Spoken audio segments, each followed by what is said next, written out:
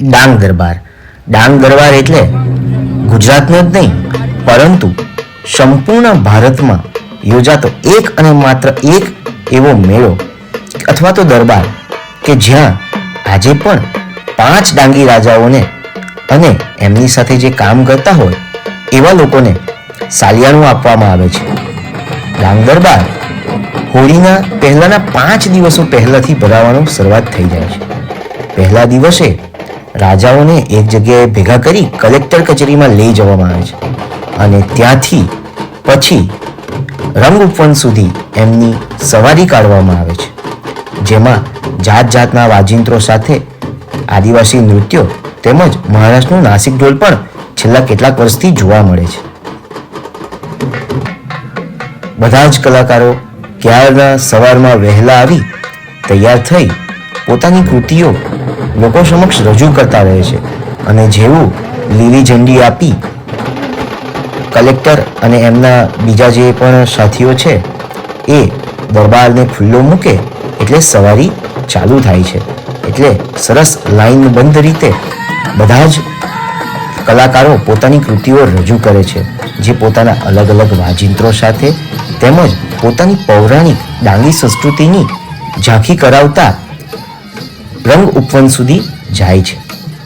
દર વર્ષે અમે આ જે મજા છે એ લઈએ જ છીએ, તો એ જ મજાનો એક અંશ આપની સમક્ષ રજૂ કરીએ છીએ. તો આપને લાગતા વળગતા જાણીતાને પણ આ મજા મળી રહે એ માટે આ વિડીયો એમને શેર કરી દેજો.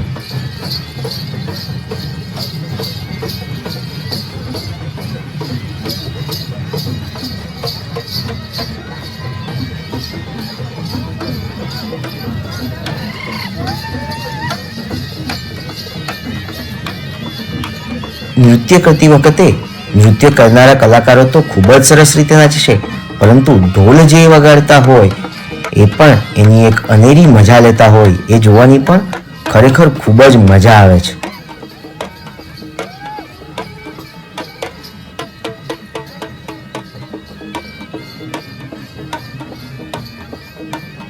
આ નૃત્યો ખરેખર એકતાનું સુંદર પ્રતીક છે, જેમાં બતાવવામાં આવે છે કે સ્ત્રી પુરુષ એક સમાન છે, સમોવડા છે.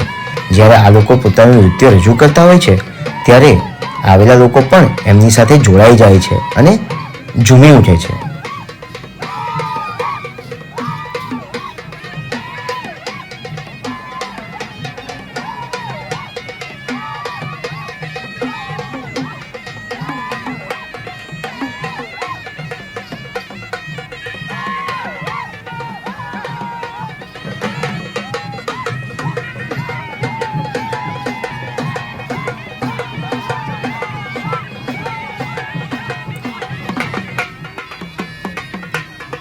અલગ અલગ જગ્યાએથી આવેલા ફોટોગ્રાફર તેમજ વિડીયોગ્રાફર એવું પણ તત્પર રહે છે કે ક્યાંક કોઈ ક્ષણ અમારાથી ચૂકાઈ ન જાય અને અમે એને અમારા કેમેરામાં કંડારવાના ના રહી જઈએ.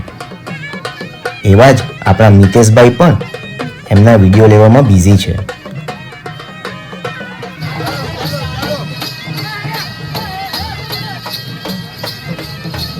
આ નૃત્ય કરવા એ સહેલી વાત નથી. એના માટે ઘણી હિંમત, ઘણી મહેનત અને પ્રેક્ટિસની જરૂર છે, જે આ લોકો પાસે જ છે. અને અમને જોવા મળ્યો હતો ડાંગી શક્તિમાન, અને આમને કેમ જ ભૂલાય આપણા એડવેન્ચર મોન્ક ભાઈ.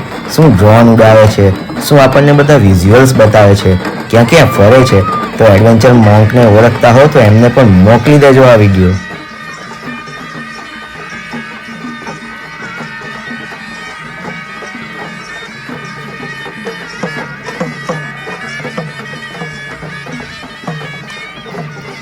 શક્તિમાન.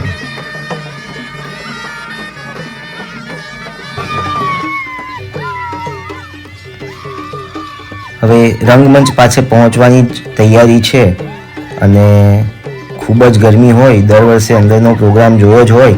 આ વખતે અંદરના પ્રોગ્રામમાં જવાની ઈચ્છા નથી, કારણ કે સાથે આવેલા ભાવિનભાઈને થોડું કામ છે. તો હવે અમે વાઇન્ડ અપ કરી અહીંથી નીકળી જઈશું.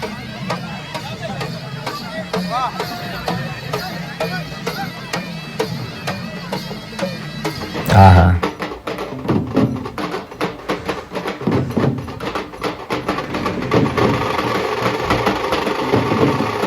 મિત્રો, આ વર્ષે ફક્ત આટલું જ. ફરી મળીશું આવતા વર્ષે ડાંગ દરબારના અવનવા વિડીયો સાથે. આવજો.